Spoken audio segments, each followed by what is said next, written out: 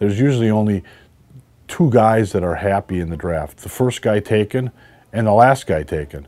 You know, so and the reason that is obviously is that the first guy that's taken, he went number one, so you can't get any better, and everybody else below him always thinks they should go higher. But the last guy taken, he's just happy he got drafted at all. For the 50 players selected to compete in the Northwoods League All-Star Game, it's more than just an honor. It's an audition. 80 Major League Scouts will be on hand at this year's game in Eau Claire, Wisconsin. For the fans, it's a chance to see the best of the best, to hang with players and mascots from around the league, and to add to their autograph collections. This is big. This is big. This is big for these kids. It's big for the owners. It's big for the fans. It's big for the league. Again, you're getting a chance to see these kids on their way up. You never know which of these kids is going to be having their opportunity to play in the big leagues. We're very fortunate this year. We've got 3 really talented kids that made the All-Star team roster. There are 3 C's, if you will: Chapman, Curcio, and Carter. All 3 are very important to the team, and we're so honored and pleased to have them here in the All-Star game. The strategy in the All-Star game obviously is to win it. I mean, there is something on the line, especially with us being in the playoffs already. The winner of the All-Star game, they're guaranteed home advantage, for the championship if we would happen to make it there. The other thing is I want to make sure everybody gets in. Everybody deserves to get in. It's a special day for the players as well. And the other thing is I just, if I can drop a little knowledge on each one of these guys, I feel like that's my job is to help these guys out, make sure that they play the best they can. There's going to be a lot of scouts in the stands. It's a special day, a special game, and I'm excited to finally get to be on the same side of the guys that have been beating us up, and to appreciate, a home run from Wilmer or a home run from Duluth or a strikeout from St. Cloud. I'll cheer for that stuff today, and to be able to manage the All-Star game is something special. 6 years ago when I got in the league, honestly, I probably would tell you that I never would be in this position. But to have the honor and the privilege to manage these guys at the All-Star game is definitely something special. Players, you're always looking at their talent level, so you're looking at their raw tools. For a position guy, it's how does he run, throw, hit, field. And with pitchers, you're looking for body size and velocity.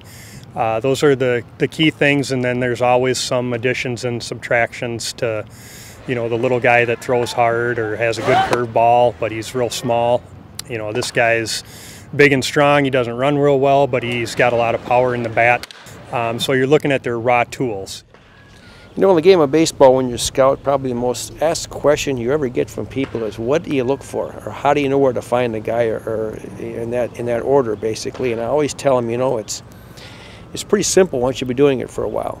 It would be like the young men in this world that are in colleges are looking for girls all the time. They go to restaurants and bars and in cafeterias, and they see girls. And when you see one, you'll know it. And it's like the same thing in a baseball. You go to a baseball game, and you go to 2-3 games in a row at different areas of a city you're in, and you just don't see anybody that day that hits you to be a major league player at this point in time.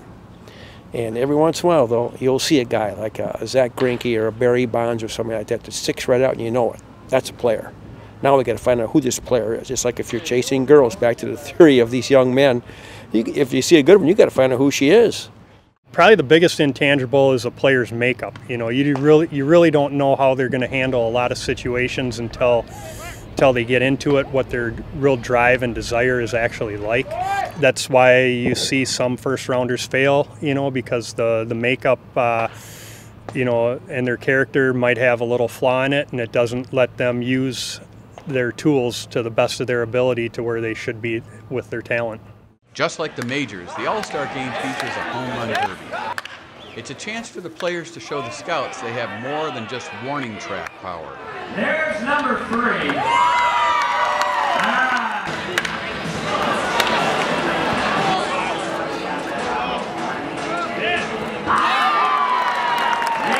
Texas Slade with his first home run, his first play.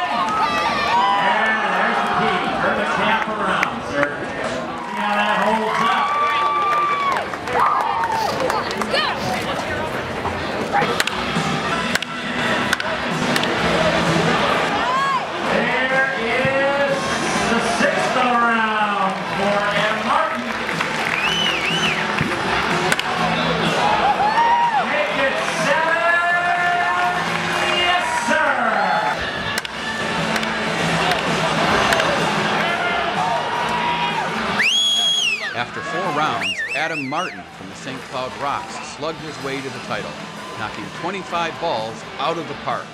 Then it was game time. The North versus the South, with home field advantage for the championship series on the line. It was 4-4 at the end of the second. The North scored again in the top of the fourth to make it 5-4, then added 2 more runs in the sixth to go up by 3. Then came the 7th inning stretch with a special All-Star Game celebrity appearance. Let's all welcome Harry Carey. Orange 1, 2, 3 strikes are out and play all day. Hi, good job, everybody. It looked like it was going to be the ball game until the South made it interesting in the bottom of the 9th. After 2 men reached to start the inning, the South scored, cutting the North lead down to 2. That's when Rochester Honker shortstop Carter Burgess came up with the play of the game.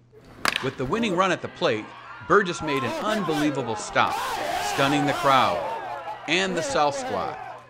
Just like that, the game is over. North wins it 7-5. Burgess finished the night 2 for 5 with a double, single, and an RBI. For his efforts, he was presented with the game's MVP trophy by the Northwoods League president, Dick Raditz Jr. Raditz also awarded Adam Martin the trophy for winning the Home Run Derby. I get a lot of prodding from scouts that with an all-star game, they only get to see 50 guys, when there's probably 250 guys playing in the league that year that will eventually get drafted. So they want to see more of these other talented guys in the league. Consequently, by hook and by crook, we came up with this idea to get more exposure for our players, and we created what is called the Big League Dream Showcase. I think the showcase that's going on today in Madison here it's a great thing. You know, I mean, I think that for the Northwoods League, they do an all-star game, and they pick the players for the all-star game from the coaches in the league, from my understanding. So I think when the scouts were asked to pick 4 teams for the venue today, I think that it was a great thing because it gave us an opportunity to try to get all the best players here for one day and try to see them all for one day, and I think that's a big help to us. A lot of us have a lot of pro coverage and a lot of things going on, so I think to get the players here and try to get the best players here, first of all, it's not easy to do, you know, but I think I think some of the scouts that sat in that meeting that day had a lot of pride in what we were there for 2 hours, so it wasn't something we took lightly.